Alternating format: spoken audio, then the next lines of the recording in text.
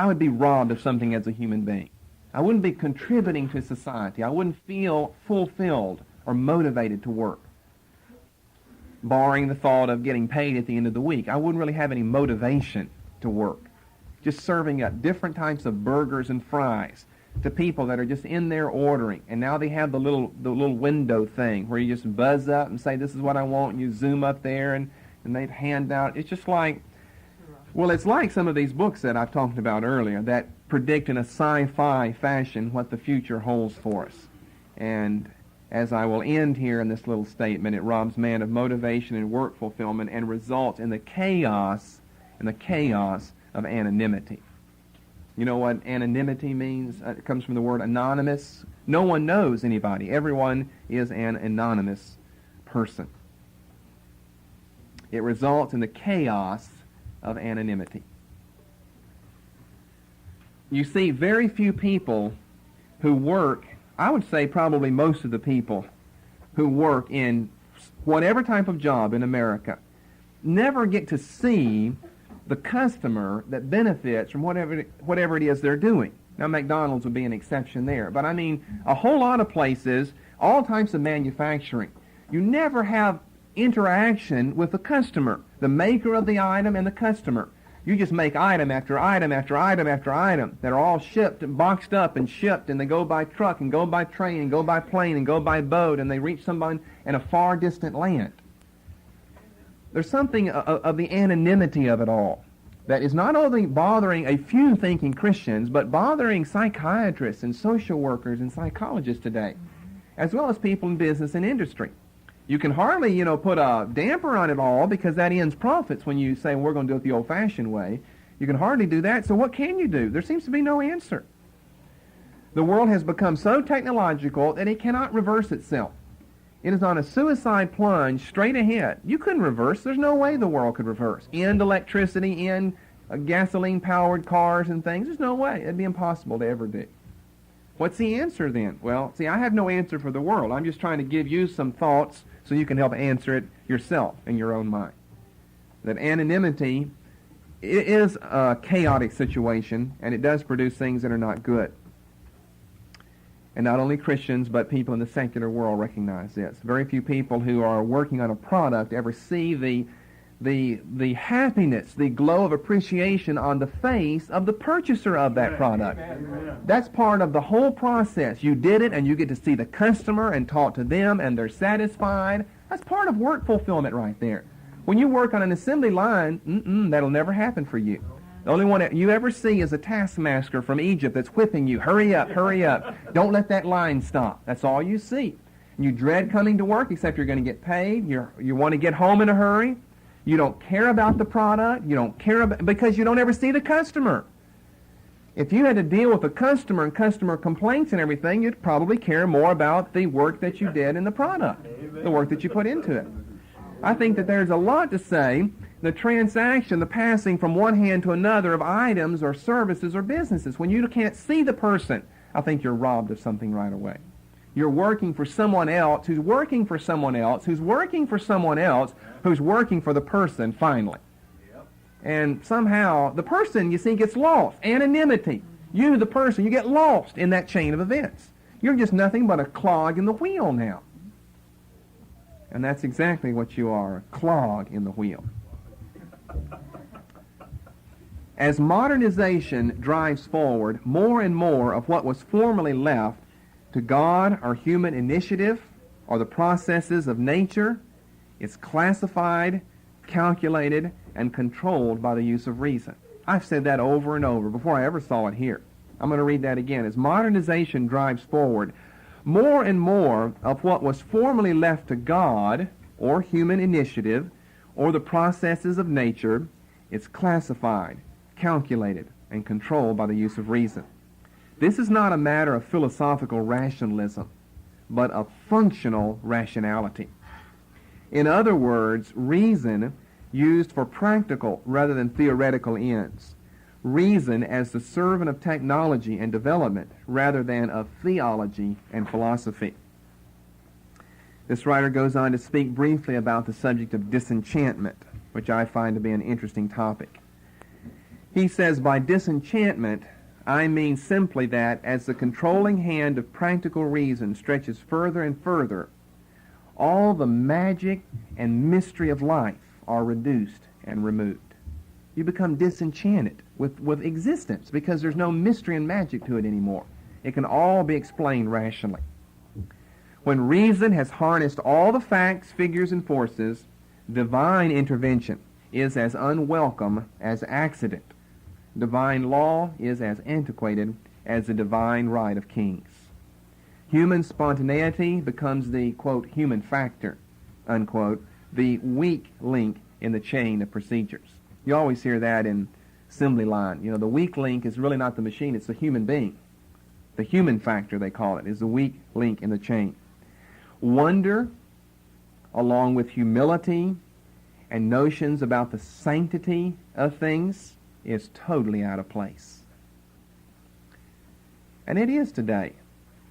Wonder over the growth of a tree is totally out of place when your whole corporation depends on the harvest of those trees as rapidly and cheaply as possible and ripping that down to lumber and selling that off to lumber yards. Then wonder is totally out of place. Humility, which I just said before, I couldn't grow a tree. I couldn't grow one in a billion years. I couldn't make a seed, a pine needle, a leaf, a pine cone, a bud, bark. I couldn't make any of it. A tip on a root I couldn't make. The wonder, the humility, notions of the sanctity of things is totally out of place. Problem solving, 20th century style, is a matter of working Rubik's Cube rather than unlocking the riddles of the universe. People are more interested in that. That's that functional mentality than unlocking the riddles of the universe. What is the origin of sin? What is goodness? Who is God? Is there a heaven and a hell? Those are the mysteries of the universe there. People are more concerned with just production, producing things, than sitting and contemplating some of the riddles and mysteries of life. He goes on, today only the young hothead still attempts to carry faith out into the secular world. Most believers, I really like this sentence, most believers are as used to being frisked by secular society's reality guards as they are to being checked for weapons on boarding an aircraft. Most believers are as used to being frisked by secular society's reality guards. You know, as soon as you say something in the supernatural around someone, they'll frisk you, and they'll want to challenge and debate on that. They are as used to being frisked by secular society's reality guards, the guards of reality, as they are to being checked for weapons on boarding an aircraft. Harvey Cox uses two interesting figures to describe the global technicity today. I want to give these figures to you. We're still under our seventh point here of the fact that technology has a way of stripping man of all that's meaningful to him, because I find these to be interesting. First of all, one thing he uses is the switchboard. The switchboard. He's a very interesting writer, and he's picked out several things that he thinks adequately describe the global technicity, global world, sometimes called the global village that the world has become today. One of these is the switchboard. Cox writes, the switchboard is the symbol of communication. Now, you know the communication revolution we've had in just the last decades. That is the end thing. The switchboard is the symbol of communication, which speaks of the chaos and curse of anonymity. Now, what he means by the switchboard is the giant telephone companies, not the old-fashioned switchboard. That's a play on the old-fashioned one, which exists behind what he's saying here. The olden days, there was a switchboard in a town, and there was an operator, and she knew everybody in town. You'd call up and talk to her, and she knew all the gossip in town as well. And you'd ask, well, you think Barney such and such is home. Well, I'll find out, and she'll give a ring over there. Although it was over the line, there was still personal interaction involved. And now, you see, that's entirely different. Sure, to be sure, there's personal interaction. An operator answers and says, "This is the operator, may I help you?" But, there's no personal involvement there, though. You don't know that person. That person doesn't know you. They're hidden away. You don't even know where in the world they are. They're hidden away, probably in a basement, hooked up. I follow that. I wonder where this person is. I don't know if they're in New York or Chicago. I don't even know. I just dial a number, and I don't know where those people are. Where they live, where they work, I know nothing about them.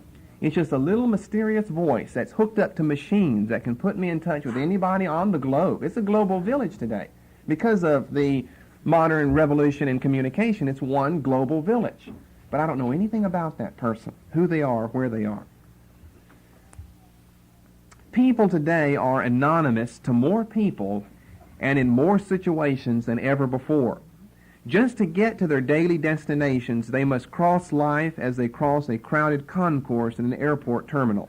Just to go anywhere in life, you meet hundreds and hundreds of people. On the other hand, the different worlds that are their destination are very different. Worlds which are only minutes apart physically, maybe light years apart morally and spiritually. A person's life can therefore come to resemble a non-stop process of commuting between almost completely separate, even segregated worlds. I have some more that I want to say. Conventional values are no longer taken for granted, and the traditional supporting web of family, friends, neighbors, and colleagues, we're talking about anonymity, can no longer be counted on without question. Why? Family members may be scattered across the world. Neighbors and colleagues change with the speed of a game of musical chairs.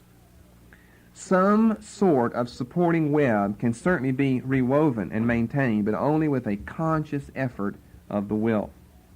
Privatized man is free to be atlas to his own world, although a somewhat anxious atlas to a largely do-it-yourself world.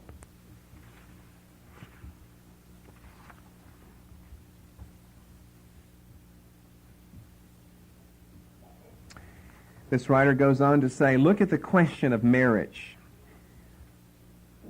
Pluralization at the level of relationships is putting a unique strain on Christian marriage, which as it disintegrates puts an added strain on the plausibility of faith and the stability of the Christian church. Christians often forget that the centuries-long persistence of traditional marriage was not due solely to their own principles. That is, that you had to stay married because the Scriptures taught that. True, for a couple to commit themselves to each other till death do us part was a matter of principle, but social pressures played their part too. Traditional communities, mostly rural, were comparatively small and stable. Under such conditions, therefore, permissiveness would have led to social chaos because everyone knew. And if someone was sleeping around, everybody in town knew. But if you live in Chicago or Detroit, well, no one would know. No one would have to know. No one would even care to know. So because the social fabric has changed in society, then he's saying that we've lost a support, and it's because of this business of anonymity. Christian principles were therefore silently supported by strong social pressures. And because people did not live so long in the past till death do us part used to be a realistic assessment of the odds. Today, it's more often wishful thinking. Pluralization has been key in affecting this change. The modern individual lives longer and meets and knows more people than ever before, but is also anonymous in more situations. Listen to this one statistic. The average modern Londoner, one who lives in London, it is said, meets as many people in 1 week as a medieval person would have met in their lifetime. The modern city dweller meets more people. You come in contact with more people in a week than ancient man would have known in a lifetime. His or her lifestyle is accordingly faster, freer, and more flexible, just as the average relationship is briefer, more superficial, and more functional. And he's exactly right. Then he gives some statistics that have come from Christian writers concerning relationships, anonymity, and especially marriage. A Christian conservative writes that the breakup of his marriage, a Christian conservative writer writes that the breakup of his marriage was a sad but a healthy new beginning for each of us in our own way. And he continues that he was called by faith like Abraham to leave the security of marriage to embark on a spiritual pilgrimage toward emotional authenticity.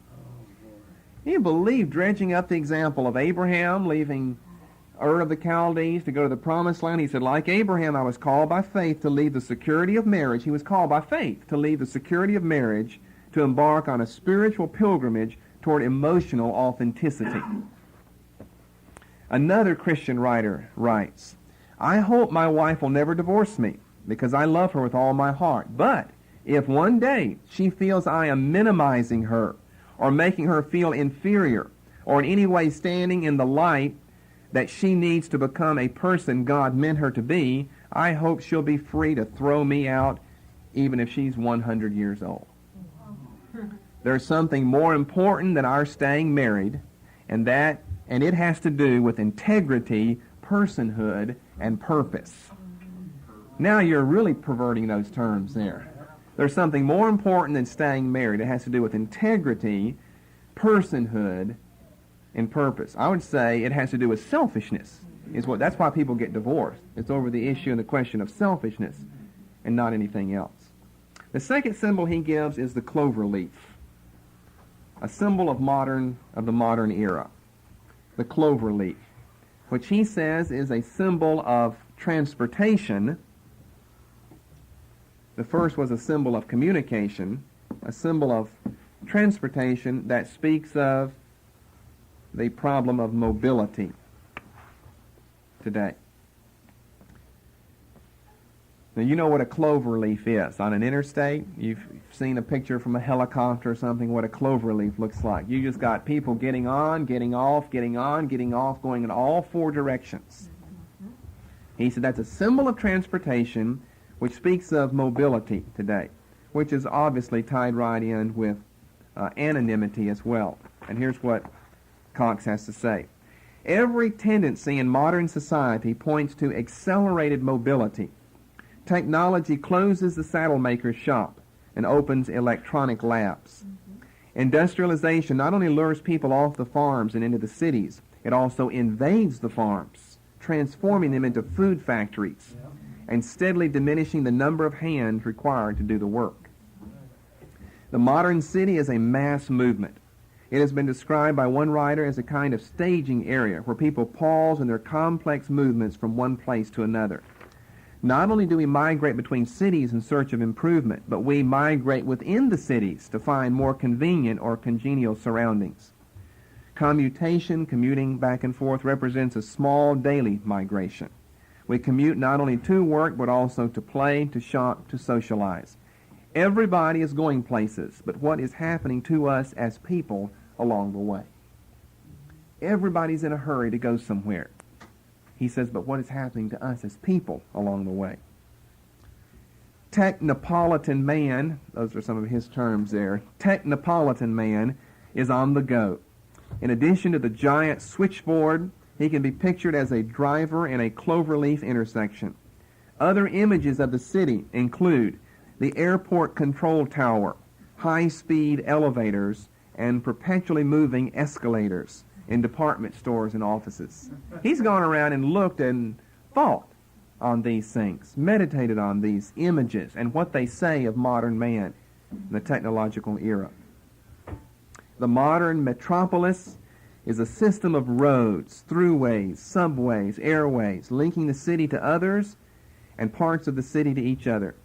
It is also a system of vertical facilitators, snatching people from the street to the penthouse, from the janitor's basement to the executive suite and back again. See, he imputes life to that to get a good image here of snatching people up and hurling them down and sending them here and running them there and driving them here. Urban man is certainly in motion, and we can expect the pace and scope of mobility to increase more and more as time goes on. The reason I use these two things from Cox, the switchboard and the cloverleaf, is because I think they are proofs of what I've said here under the second point, that technology has a way of stripping man of his personhood.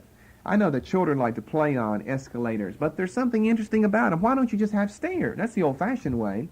But people are on the go, and they're so busy that rather than have the stairway as a time where they have to increase in energy, the stairway has become their resting spot. You're so busy. You see, the malls are so huge. You know, you've been in them, you're worn out walking in them. And the only time you ever get to rest is when you get on the stairs. See, that's the whole irony of it all. You get on that stair, and they're shaped just like stairs. But no fool except a child walks up them or down them or whatever. You just step on that, can finally rest. And where are you resting? The most unlikely place, on stairs that are going up. But you don't have to move a muscle, though. Just stand there. But don't get your fingers or anything caught in anything as you go up. It'll rip your arm right off or steal your shopping bags from you. It's a hideous stairway, to be sure. A monster with an appetite that's never satisfied. Breaking fingers and bones and things if you get them caught in the wrong place. So that's what he's doing. You know, he's saying we are being robbed of something that is worthwhile in us, dignity as human beings. And it's in the confusion. And Cox is not entirely opposed, you see, to all of this. But it's in the confusion of modern technology. Of running this way and that way and doing this and that. We have a lifestyle that resembles the beat of a hummingbird's wings, I think, 160 times a second. We're moving so quickly, so quickly. You see some people, and I've never been a person like this. I don't even have a phone down in my study. But you see some people on two phones, one on this shoulder and one on that shoulder. Hollering in this one, hollering in that one, and there's a computer in front of them spitting out some printout here. And there are other lines ringing all around them. I don't see how you can live like that and still be a human. We're not made to be that way. We're made to see each other face to face and to talk with one another and to touch each other. There's a lot in touch and sight and smell when it's just over the phone or it's just by computer or by satellite. Something is being taken away from us as human beings. And we're allowing it to happen. Well, I'm asking that we not allow it to happen, that you find ways in your own life and in your own attitude toward things that you don't allow this to strip you of your worth as a human being, that you become just a cog in the wheel, just part of the machinery, just a no-name, number type person. People don't have friends. They don't want friends. They don't know people. They don't want to know people. They want to be left alone. We shouldn't be like that. Human beings weren't made. They're social creatures. It's a social creation. We should want to be friends, know people, talk, do something, socialize, quote unquote. Very few people are like that unless you find them in a small place today. Then I would end with an 8th point this morning, and this is all we're going to say about modern technology. So I hope that you've been satisfied, that you have the knowledge, the information that you need, because I don't plan on coming back to this. Number 8, I would say in conclusion that since we live in an era of such technology, and assuming that we do not all decide to turn our backs on modernity and completely forsake modern technology, we must find a way to de-emphasize technology and to openly show our dependence upon the invisible God. I'll say that again. Since we live in such an era of technology, and assuming that we do not all decide to give up cars, electricity, and the like, and turn our backs on modernity, we must find ways to de-emphasize technology.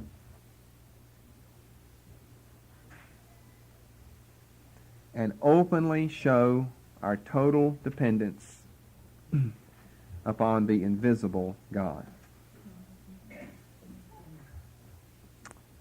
I think in the area of divine healing we have found one good area to practice this. It's a scriptural area, and I think it's a very good area. And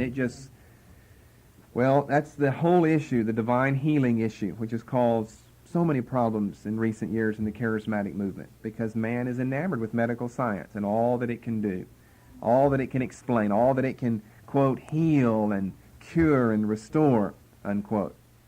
and you become a laughing stock. You certainly stand out as a sore thumb if you choose not to go that way of modern technology and you choose another way. Well, that's the way that I think is mandated in Scripture. God doesn't say you can't use electricity, you've got to depend on candles. But he does say, do not lean to the arm of the flesh for healing, but trust in me. It is a prayer of faith that will heal the sick and not the skill of medical science. That's an area that's mandated in Scripture. So we happen to have been given a good area. You don't have to go out and think of one or pick one. How can I emphasize God and de-emphasize my trust in modern technology? Here is a good area: divine healing. But I think that there are probably other areas in our lives as well. And I would simply also like to say that regardless of what you do, I think one thing is certainly required of you as a Christian, and that is to make sure your attitude is a biblical attitude. Even if you choose not to surrender electricity, we must keep a biblical, a healthy attitude toward modern technology, and that is recognizing all the things that I've been saying about it, all the evils, all the consequences, and so forth. So this 8th point is simply a final one for that purpose. It sums up the other 7 that I've been giving you. You have to find ways to de-emphasize technology. I found a way on our land to cut down with a bow saw. Now, I finished cutting down with a chainsaw, but I found a way to de-emphasize. Nobody in their right mind is going to cut with a bow saw when you own a half a dozen chainsaws. You're just not going to do it. That was just totally absurd. That's insane. To waste time and energy. That's what the modern man would say. That's insane. Now, if you can't afford a chainsaw, that's another matter. When you own 2 of them, it's insane. What in the world are you doing that for? Why are you doing that? Then you have a testimony. You don't have to do everything that way, but you can find ways to de-emphasize and to decrease your reliance on modern technology. You can find ways to do that. Now, I think that at this point of conclusion, I probably need to end with a warning here. Let's don't become, what shall I say, suspicious of one another, looking, well, who's using technology and who's trying to give up technology. Let's just work it out in our own lives. I think that it would probably be safe to assume that after all of this teaching now, 5 studies just in the area of modern technology, we should have a right attitude. Even if we kept using it, we should have a right attitude toward technology and not be enamored with it like the world is, of the fastest, cheapest ways to do things. They're not necessarily the best, or they're not necessarily the Christian ways, or the ways that make sense for developing personal worth and dignity.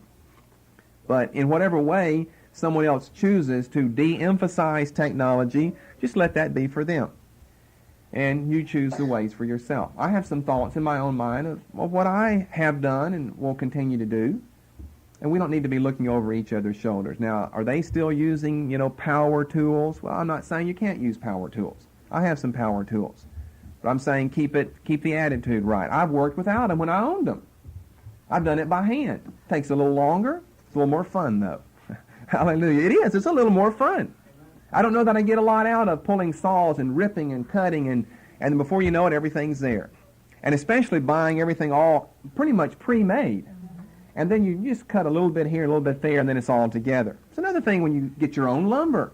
Cut it down to size, then use it however you're going to use it. However we want to do it the way that you think is best for your own life to make sure that you're not entrenched in this spirit of modern technology. And I'm going to say in closing that I don't think that if you keep forms of technology in use that you necessarily have the wrong attitude. I would say the attitude is the most important thing to deal with. Don't look at technology as salvation, that it can cure all of our problems. I don't think anybody in this church does anyway. I think that's just a characteristic of the secular world out there, just totally enamored with it. I'm not saying that you've got to give up electricity and power things.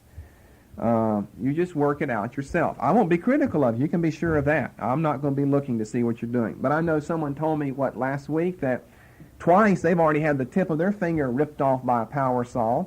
I don't know that that's going to happen all the time with a hand saw. You're just holding on to it there. You get these power tools, they're dangerous. They're very dangerous. I mean, they're deadly, these power tools are. They're faster. Sometimes they come in very handy. I'm not ruling them out. Don't read into what I'm saying something that I'm not saying. But let's remember everything else. You know already they're dangerous. They're going to break down almost more often than they'll start. So if we recognize that, maybe we can approach the whole area from kind of a humorous point of view. So you got the old accursed Saul back at work today. Well, good for you then.